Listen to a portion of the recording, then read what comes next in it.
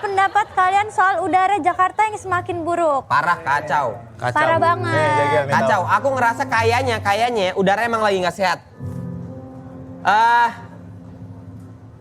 In the name, Anjay. tapi jujur, gara-gara udara Pak, aku lumayan stres. Kenapa? Sekarang karena anakku demam sempet terus batuk gak sembuh-sembuh. Iya.